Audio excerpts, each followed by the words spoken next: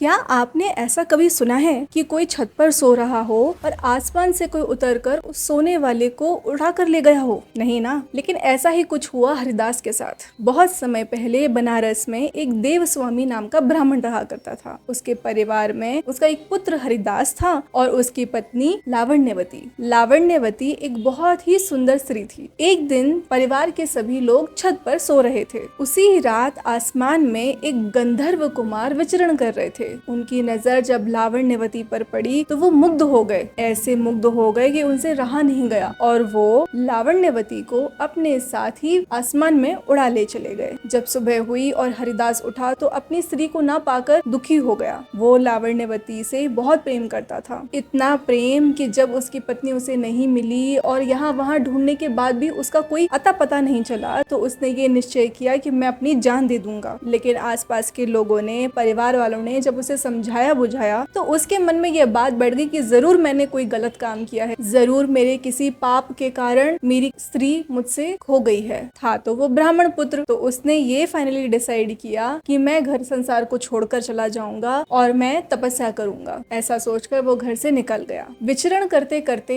एक दिन वो एक ब्राह्मण के घर के सामने पहुंचा। उसे उस वक्त बहुत तेज भूख लगी थी, इतनी तेज भूख कि उससे रहा नहीं गया। उसने पुकारा और उस घर में निवास करने वाली ब्राह्मणी से रहा नहीं गया। जब उसने एक भूखे ब्राह्मण को अपने घर के सामने आया देखा तो उसने तुरंत अपने घर से खीर लाकर ब्राह्मण के हाथ में दे दिया और कहा कि आप जाइए और तालाब के पास जाकर आराम से इसको खाइए। हरिदास ने सुनकर मान लिया और वो तुरंत वहाँ से निकला और पास ही के तालाब के किनारे एक पेड़ के नीचे अपनी खीर को रखकर और स्वयं हाथ मुंह धोने तालाब के पास चला गया। उसी समय एक बाज एक सर्प को लेकर वहाँ से जा रहा था और इस पेड़ पर आकर बैठ गया। जब हरिदास ने हाथ मुंह धोकर वापस आकर खीर खाना शुरू किया तो सर्प के मुंह से विष गिरकर उसकी खीर में आकर गिर गया। हरिदास इतना भूखा था और खाने में इतना मग्न था कि उसने इस बात पर ध्यान नहीं दिया और उसने उस खीर को खा लिया। और जब विष का प्रभाव हुआ तो वो तड़पने लगा। दौड़ा दौड़ा वो जल्दी से उस ब्राह्मणी के घर के सामने पहुंचा और जोर से पुकार कर ब्राह्मणी से बोला कि हे ब्राह्मणी, तुमने ऐसा क्यों किया? तुमने मुझे विष क्यों दिया? और इतना कहकर ही हरिदास की वही मृत्यु हो गई। ये बात जब उस ब्राह्मणी के पति ब्राह्मण ने सुनी तो उसने तुरंत अपनी पत्नी को दोषी मान लिया और एक ब्राह्मण की हत्या का पाप लगा हुआ जानकर उसने अपनी पत्नी को घर से बाहर निकाल दिया। इतनी कहानी सुनाने के बाद बेताल ने राजा विक्रमादित्य से पूछा कि राजा, आप बताइए कि सर्प,